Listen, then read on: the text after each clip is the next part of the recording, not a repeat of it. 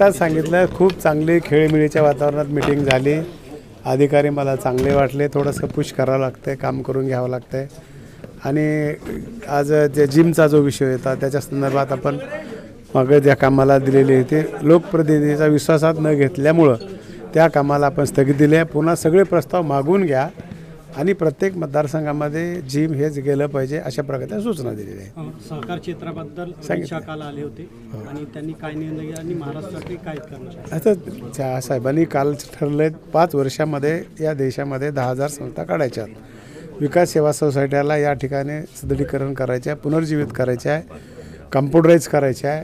त्या ठिकाणी त्यांना स्वतःचे व्यवसाय करायचे असतील, गोडाऊन असतील, पेट्रोल पंप असतील, जे काही व्यवसाय त्या भागात चालणारे आहेत त्याच्यासाठी सरकार त्यांच्या पाठीशी खंबीर राहणार आहे।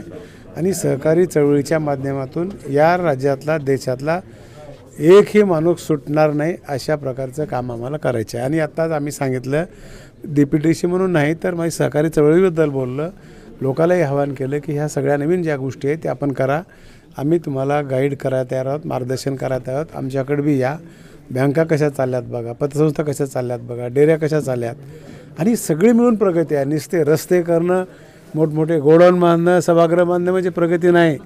प्रगतीचा पॅरामीटर एकच आहे, त्या भागातल्या सर्वसामान्य माणसाची प्रति दिवसाला उत्पन्नाची ऐपत आर्थिक वाढली की त्या भागाचा विकास झाला आणि ते आम्हाला करायचे। सर आपने बोला कि सपाटीकरण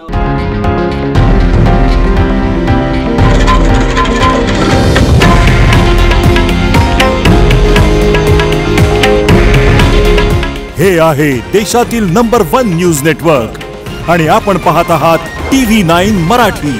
काळजी तुमची, हित महाराष्ट्राचं।